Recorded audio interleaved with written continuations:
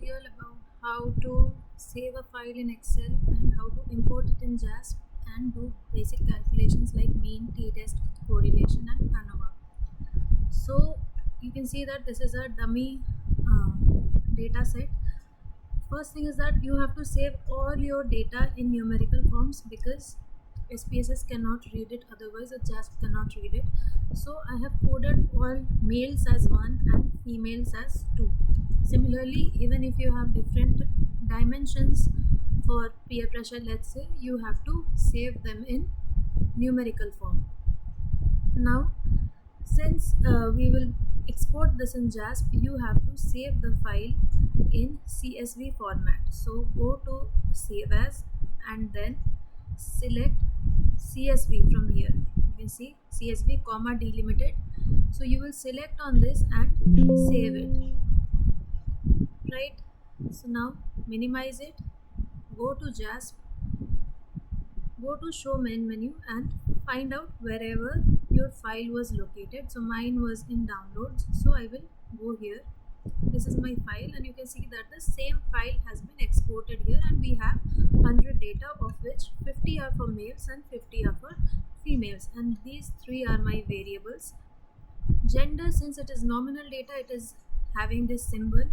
This is ordinal, age is ordinal, so it is having a different symbol, and all these three are scales, that is these are on continuous levels.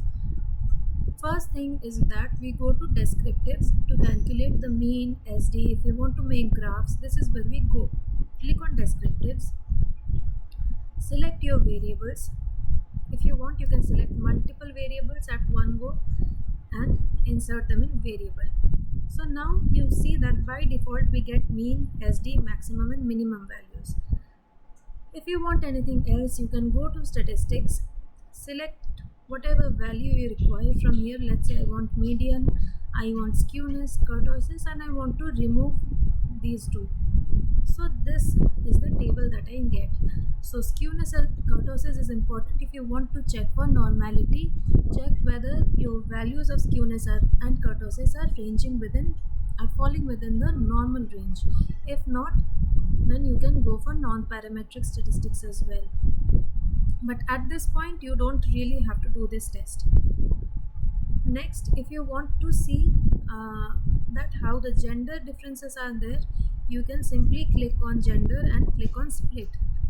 You will see that you have got mean for men, mean for female, once again mean for male, mean for female. So this is simply a gender split. If you want some plots, you can go here. Plots means graphs, so you can make pie charts from here. If you want further frequency table, you can make from here. So it is very much customizable. Next we go to t-test. So first you will go to classical t-test and independent sample t-test. Let's say that I want to check the gender differences, the differences between males and females on peer pressure. So I will put gender as grouping variable and peer pressure as dependent variable. So I got the value of T, I got the value of P. It shows that this is extremely significant as P is less than 0.001. If I want descriptives, you can get that here as well. So you see that peer pressure for males was 84, for females it was 74. This is the T value. So it is very much significant. Now you can similarly insert all the variables here and see the differences. So you can see that the value is significant only for peer pressure and not for anxiety or fear of abandonment.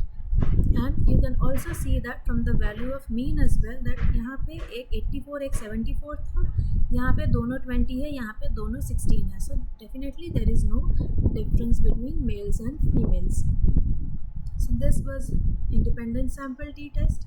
You can also check normality from here if you want. Next we go to ANOVA. Similarly you will go for classical ANOVA. Your dependent variable will go here, जिस पे तुमको difference देखना है different groups में. Here you will put your independent variables in a way जिनके basis पे तुमको difference देखना है.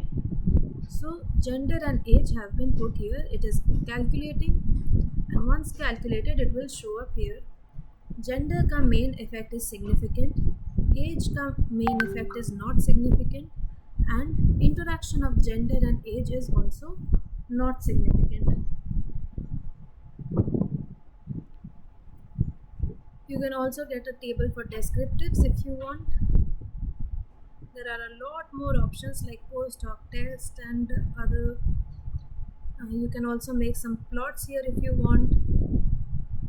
Right now I'm not going into that. And lastly, we have regression. If you want to find out correlation, you will go to regression section.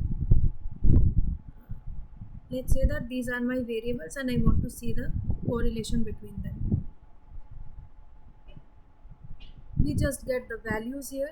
If you want to check whether they are significant or not, you click on flag significant correlations. None of the values are significant, which we can also see from the p-value that none of the values are less than 0.05 or 0.01.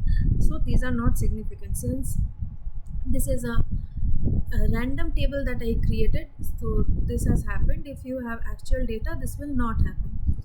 You can also add gender and age here just to see whether some is significant or not. Okay, so by adding gender, I can see that there is some positive correlation here, and this is a negative correlation. That means as gender the value increases, the peer pressure value decreases. That is, for males peer pressure is lesser than it is for females.